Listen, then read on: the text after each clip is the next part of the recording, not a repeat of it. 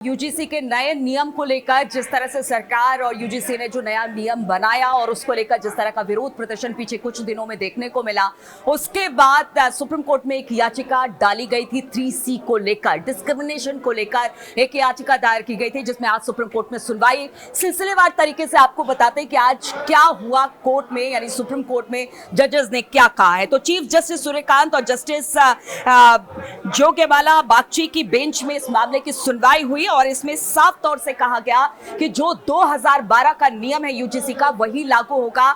जो अब इस वक्त जो नियम बनाए गए हैं उसे लागू नहीं किया जाएगा।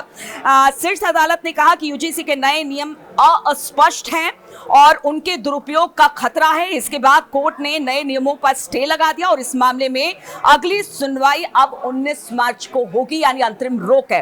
अब 2012 का क्या नियम था और यूजीसी ने नया नियम क्या बनाया, कोर्ट ने उसको लेकर क्या कहा, वो भी आपको सिलसिलेवार तरीके से बताते हैं।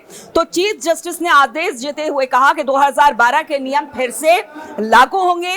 साथ ही सुप्रीम कोर्ट ने कहा कि रेगुलेशन में जो शब्द इस्तेमाल किए गए हैं, आप समझिए शब्दों का इस्तेमाल जिस तरह से किया गया उस पर सुप्रीम कोर्ट के जो आज सुप्रीम कोर्ट ने दोनों जजेस ने कहा है उसको हम सिलसिलेवार तरीके से बनाए। देखिए, ये सामान्य वर्ग की बड़ी जीत तो कही जा रही है और अब लड्डू मिठाइयां भी बांटी जा रही हैं, जिसका उन्हें इंतजार था कि देखिए ये नियम सही नहीं है सामान्य वर्ग के लिए, क्योंकि एसटी एससी पहले ही इस नियम में थे, अब ओबीसी को भी, तो फिर सामान्य वर्ग को आखिर एक्सक्लूड क्यों किया गया, इसी का सवाल लेकर वो सड़कों पर उतरे थे।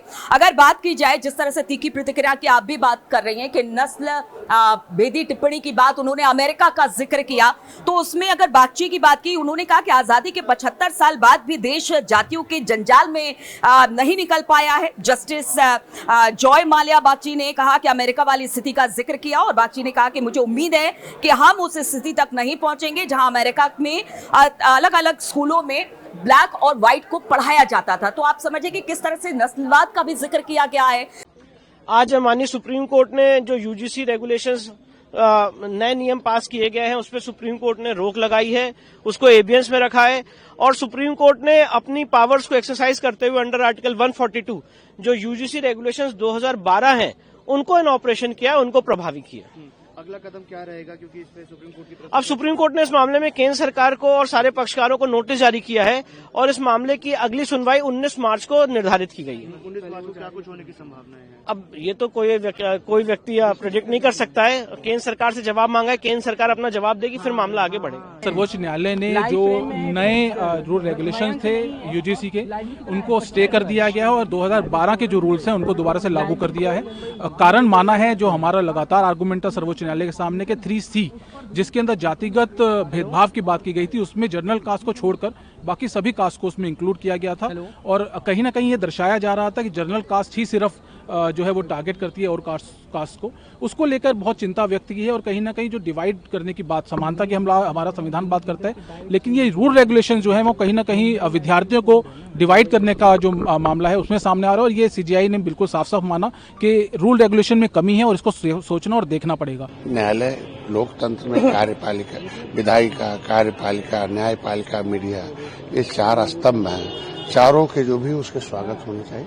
न्यायपालिका ने जो भी आदेश किया उसका स्वागत करते हैं। लेकिन आपके सहयोगी दल ने इस कानून को लाया नहीं, देखिए न्यायपालिका में जब भी होगा उस पर ट्रायल होगा। अभी रोक कर उसको खारिज थोड़ी किया, रोक और खारिज करने दोनों शब्द होते हैं। वर्तमान में जो समझ में आया रोक हुआ, फिर उसको किसी उसे सुधार के साथ वो खारिज तो किया। लगता है इसमें इम्प्लीमेंटेशन की हम तो पहले भी कहे थे कि भाई कोई निर्दोष फंसे न और कोई दोषी बचे न, ये नियम होना चाहिए। ये तो मैं पहले से रहा भाई, हम देखो कोई राजनीतिक व्यक्ति ऐसा नहीं चाहेगा कि कोई निर्दोष फंसे। आज के तमाम एक्टों का बड़ा उल्लंघन हुआ है, महिलाओं ने तमाम उत्पीड़न वो बाद में फर्जी हो जाता है, SC ST तमाम फर्जी लगे, तो ये सब चीजें हैं ना। हमको लगता है कि इस पर अपर कास्ट के बच्चों को भी सुरक्षा होनी चाहिए कि उनको कोई निर्दोष फंसा है तो उस पर कड़ी कार्रवाई होनी चाहिए।